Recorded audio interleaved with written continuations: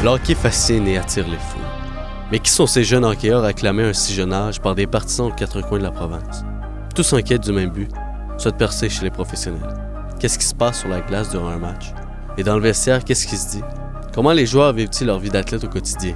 Qui sont-ils? De quoi le directeur général et ses hommes de hockey parlent-ils, eux? En suivant les Gaulois de Saint-Hyacinthe durant la fin de saison, la série s'intéresse au vécu des joueurs et des dirigeants, avec un accès privilégié dans les lieux ordinairement clos et révélera au public les coulisses d'une équipe hockey Midget 3. Bienvenue à Gaulois, en route vers la Coupe TELUS.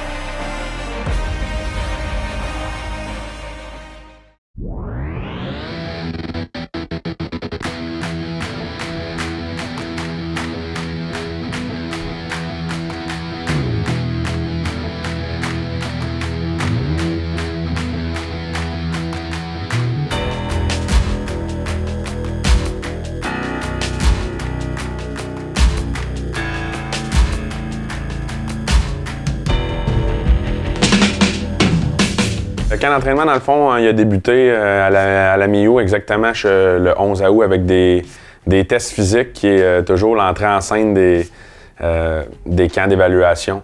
On était une quarantaine de joueurs, là, approximativement, avec des vétérans qui étaient dans des camps juniors majeurs, ce qui nous amenait à un chiffre là, tout près de 50 joueurs qui se présentaient pour la dernière phase, la phase finale de sélection. Mais elle se déroule sur un 2 semaines où il y a seulement 2 journées de congé, 9 matchs. Il y a plusieurs entraînements hors glace, plusieurs entraînements sur glace et évidemment quelques confrontations inter-équipes au début du camp.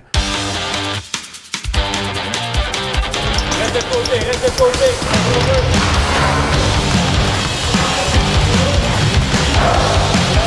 Le camp d'entraînement, il est vraiment décortiqué en 3 phases. La première phase, c'est vraiment de bien évaluer les joueurs qui nous arrivent des niveaux Bantam 3, Midget Espoir, qu'on connaît très bien à l'intérieur de la structure, mais qu'on doit voir évoluer là, à un niveau supérieur. Donc, la première phase, c'est vraiment le niveau d'évaluation.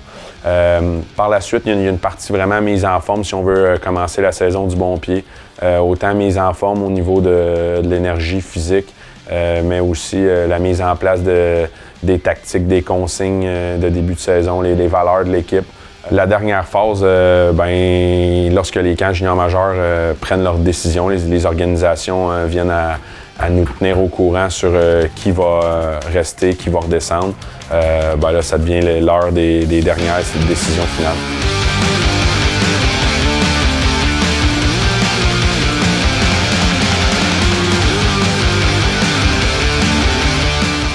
Présent dans des camps juniors majeurs là, comme vétéran qui était admissible à être de retour pour la saison 2019-2020. Nous avions Nathan Gaucher, Alexis Cournoyer, Gabriel Fredette, Michael Huchette, Michael Diotte, Félix Poulain.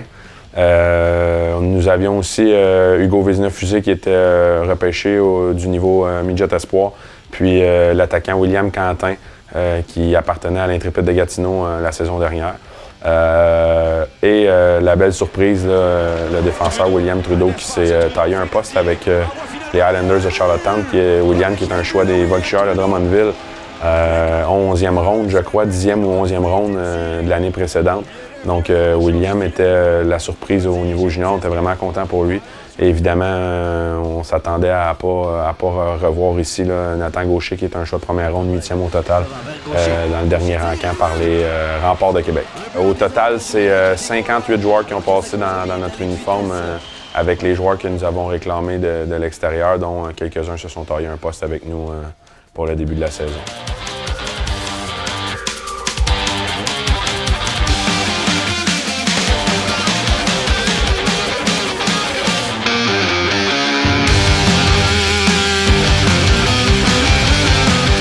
Conscient rapidement durant le début du camp d'entraînement là, que c'est une année qui est très importante pour nous les Gaulois, évidemment avec la compétition à la fin de la saison qui est le tournoi championnat canadien, la Coupe TELUS qui est présentée ici. On le sent surtout par l'énergie qui est déployée par les joueurs. Évidemment, on ne peut pas se cacher que pour des jeunes de 15-16 ans, c'est un rêve, c'est une opportunité qui est incroyable de pouvoir en faire partie. Donc, il y avait un petit quelque chose de spécial par rapport aux entraîneurs. Je vous dirais qu'on ne se prépare pas différemment. On ne se sélectionne pas différemment non plus. Là. Comme vous savez, on doit composer avec les éléments qui sont sur notre territoire. Donc, on tente de faire la meilleure équipe possible, en même temps en gardant notre objectif sur le développement individuel des joueurs, d'en placer le plus possible au prochain niveau qui est le junior majeur, évidemment, ou les niveaux collégial ou universitaires américains.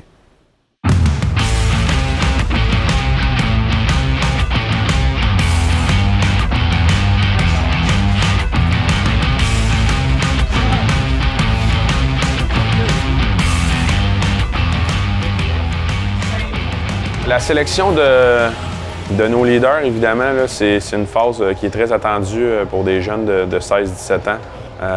Je vais dire même des joueurs de 15 ans. Présentement, nous avons sélectionné Tristan Ouellet comme capitaine. Tristan qui est la personnalité académique de la dernière saison dans la Ligue de hockey Major 3. Tristan s'alignait avec les Vikings de Saint-Eustache. Puis le processus du capitaine, c'est vraiment un processus qui se doit d'être fait par les entraîneurs ainsi que les joueurs en collaboration avec tous les gens qui entourent l'équipe. Je pense que chaque opinion a sa valeur. Évidemment, on fait passer un sociogramme aux joueurs dans le but de trouver les forces psychologiques sur glace, les caractères, les personnalités différentes, les points forts, les points améliorés.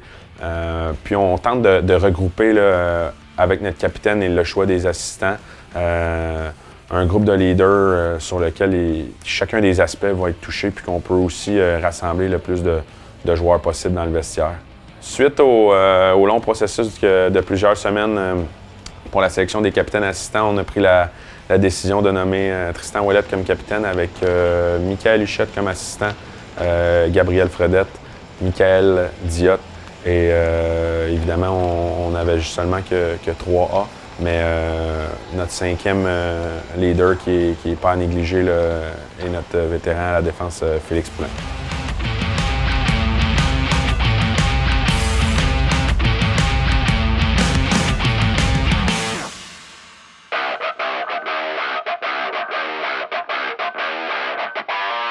Beaucoup de tirs qui ratent la cible jusqu'à maintenant. Là. Huchette passe à l'embouchure, retournement, oui, Quentin qui marque et le but!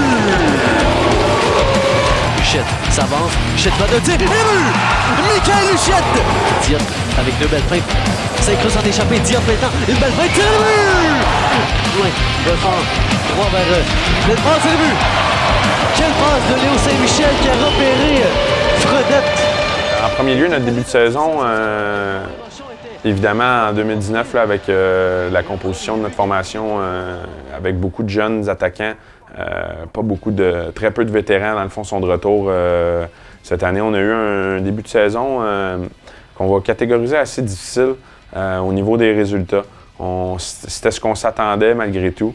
On souhaitait voir les joueurs progresser dans les premières semaines de la saison, mais on ne voulait pas sauter d'étape. C'est important pour nous de focusser sur l'éthique de travail, sur la fierté de défendre. On cherchait des gars qui allaient pouvoir s'adapter à la pression qu'ils reçoivent sur la patinoire, qui est vraiment pas évidente pour les joueurs qui arrivent du bantam là, de pouvoir tirer leur épingle du jeu. En deuxième temps, on a vu une équipe trouver ses forces, jouer dans ses forces.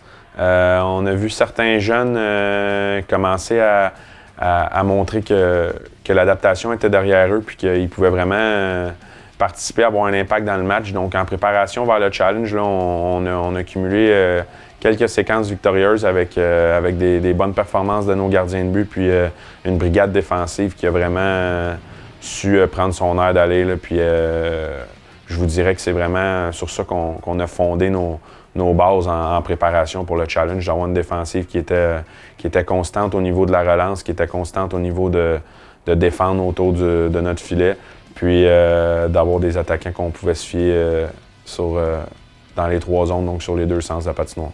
Au retour des fêtes, on a eu la nouvelle que notre équipe restait intacte, donc on n'a aucun joueur qui a gradué au niveau junior majeur. À l'inverse, on n'a pas eu non plus de joueurs qui nous revenaient des rangs juniors. Donc, les 20 qu'on a sélectionnés au mois d'août, c'est les 20 qui vont terminer la saison avec nous, ce qui est une excellente nouvelle avec notre brigade qu'on a ici.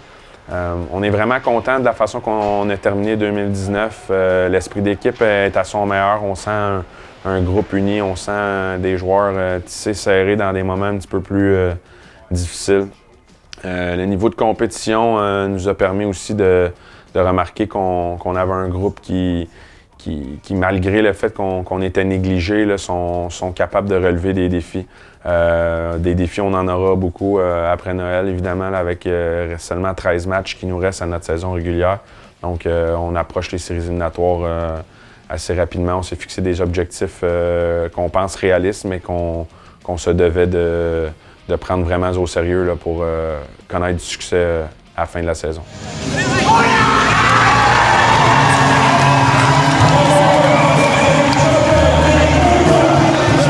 Les équipes qui aspirent aux grands honneurs au niveau junior, c'est tout le temps la période des transactions qui nous indique vraiment les équipes qui croient en leur chance. Ces équipes-là, habituellement, ils cherchent à s'améliorer. Donc, il y a beaucoup de mouvements de personnel, il y a beaucoup de joueurs qui arrivent des autres formations. Souvent, évidemment, c'est les meilleurs joueurs de la Ligue qui changent d'adresse dans les équipes qui sont dans le dernier tiers ou dans la deuxième moitié du classement général. Il y a beaucoup de choix au repêchage qui est transigé aussi, donc tu peux pallier aussi aux choses que tu es moins satisfait à l'intérieur de ton équipe, ce qui est différent vraiment avec la Ligue Midget 3. Donc, nous, on considère qu'on a vraiment une chance unique de connaître notre sort, de savoir qu'on va être là à la fin. Donc, l'emphase au niveau Midget 3, c'est vraiment de t'assurer de rien laisser de côté au niveau de la préparation. Puis de dire qu'on a 35 semaines à partir du jour 1 jusqu'au moment où on va disputer la Coupe TELUS, on a 35 semaines pour se préparer. Donc, on pallie nos faiblesses ou les choses qu'on a plus de difficultés à atteindre sur la patinoire, bien, on les pallie à l'interne. On tente de trouver des solutions. On peut même faire des essais. Tu sais, les semaines qui viennent sont justement des essais en laboratoire. On tente des choses. On réajuste si ça ne marche pas ou on renforce si on pense que ça s'adapte bien à notre groupe de joueurs. L'autre chose aussi, c'est que ça nous permet de développer des relations ou tisser des liens qui sont vraiment, vraiment forts entre les coéquipiers dans le but d'arriver à la fin puis d'avoir une équipe unie parce qu'une équipe unie, c'est vraiment ce qui caractérise chacune des équipes championnes de peu importe la ligue, le sport, la discipline, le niveau. Très, très rare que les clubs champions, à la fin, c'est pas des équipes qui sont unies ou tissées vraiment serrées.